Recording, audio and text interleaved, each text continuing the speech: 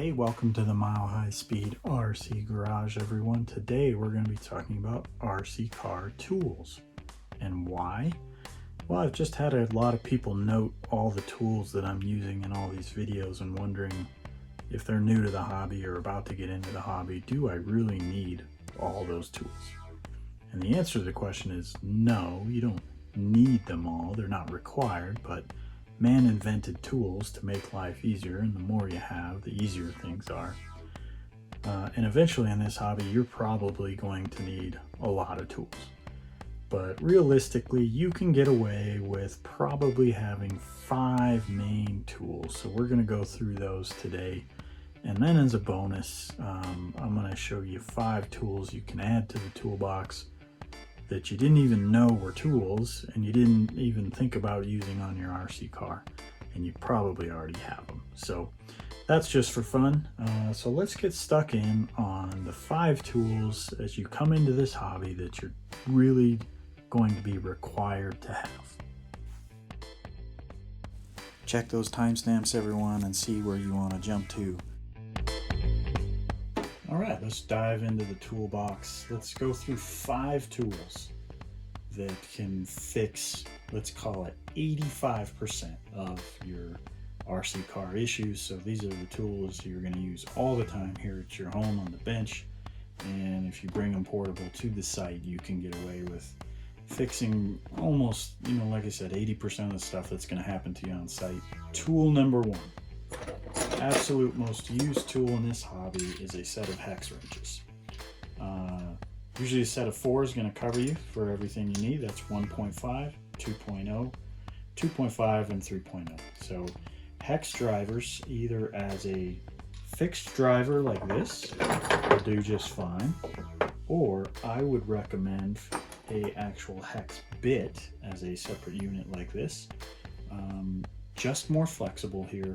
You can use, when you get a bit like this, you can click them into a ratcheting driver or fixed driver if you have it, or you can, if you've got a power driver, save your wrists, and it's much easier using these. So definitely hex drivers. And here's where this is the one tool I would not skimp on money. It's tough to bite the bullet and spend $30, $40 on a quality set of hex drivers or hex bits, but this is the one area I wouldn't skimp, and I'd go ahead and do it. All right, tool number 2, most common use in RC is probably a nut driver, a multi-size nut driver.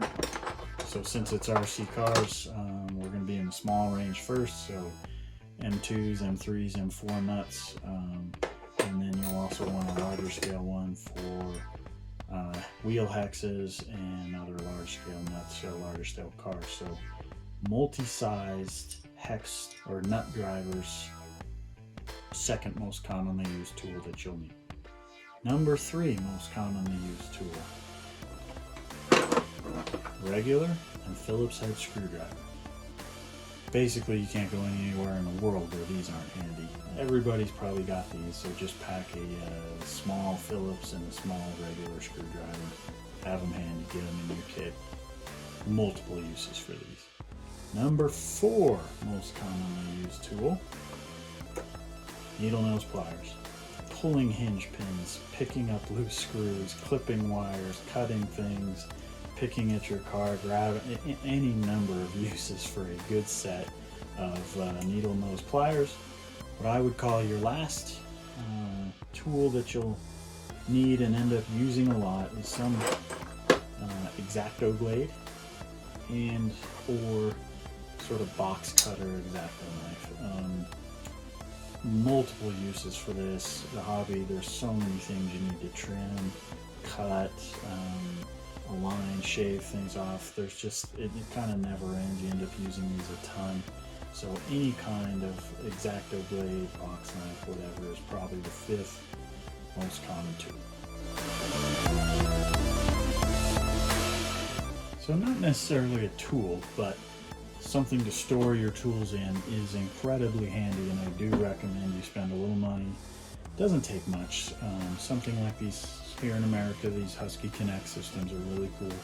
You can get a sort of a portable toolbox with a good size handle. It's very lightweight, should hold a lot of stuff for you. You can take this on site, and it's got kind of a lift top here. You can pop a controller in, extra screws, extra parts, extra bits, as well as your main tools in the top hub. This is a real handy system. Not necessarily a tool, but I would definitely say as a bonus plus one, here's your 5 tools. Get a nice box to store them in, a box that you can take out on site as well.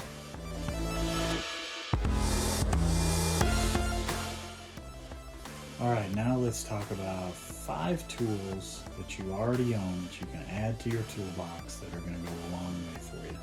These are non-traditional tools. You already have these and you didn't even know they were going to come in this handy. So let's start with number 1. Toothbrush. Buy yourself a new toothbrush for your teeth. Take your old toothbrush and put it to use on your RC car. These are so handy for cleaning, lubricating, scraping. Endless uses for a toothbrush. You'll go through a lot of them. Great non-traditional tool number 1 for your RC car. Non-traditional tool number 2. Paint can opener. So you get one of these for free when you buy a gallon of paint at Home Depot or Lowe's. But if you don't want to buy a gallon of paint or don't have one laying around, just go ask and they'll usually give you one. These things are great for kind of lifting bearings out of tough to reach places, kind of going around in a circle and just prying. They're great for prying different things in and out of the car, for getting into tough to reach places and getting a little access. These are better than a regular screwdriver for just all around kind of work on an RC car. So non-traditional tool number 3 is a paper clip. Both sizes. You will find that paper clips are so handy for so many things. Bend the end out like this and you've got something, and you can push hinge pins in and out of A-arms and tough to reach places. You could pick at things at the car. Because they're flexible, you can hold screws in place by bending. You can temporary on site tie wires down or hold things down and after a crash. Can't think of all the uses that I've put a paper clip into. And they're real cheap, right? So just stock your box with different size paper clips and you'll find all kinds of reasons to use them. Another non-traditional tool, Q-tip. Raid your wife's beauty box, steal a few of these for yourself, put them in your toolbox. Tons of uses for a Q-tip. Lubricating, cleaning, getting at things. You can even clip the ends off and use the stick for various things. Q-tips, very handy, non-traditional tool. Just throw a few in your box, they're great. Another non-traditional tool is a magnet. If you can get one on a stick like this or an extender, great. If not, don't worry about it.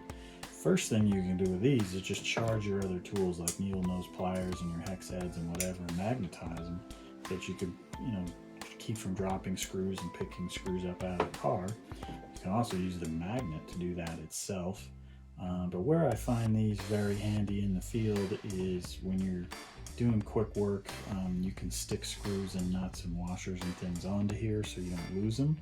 And if you do happen to drop stuff in the field, it's real handy to kind of just roam around with this thing and find them and pick them up. Very handy to have some sort of magnet on hand. You probably already have magnets. Just steal something off your fridge if you need it. If you can get one on a stick like this, all the better. And here's one bonus non-traditional tool, since we did a bonus on the traditional with having a toolbox. Compressed air with one of these little extender tubes. Compressed air is just so handy in RC car to shoot your car, clean it, blast dirt, grime, snow away from things. Compressed air that you may have laying around for your computer keyboards or other uses. Bonus non-traditional tool that you'll find really handy in RC. Alright, so there you go guys. There's a handful of tools that'll get you started. The rest, as you bash and as you break, you'll figure out what other tools you need. Good luck out there.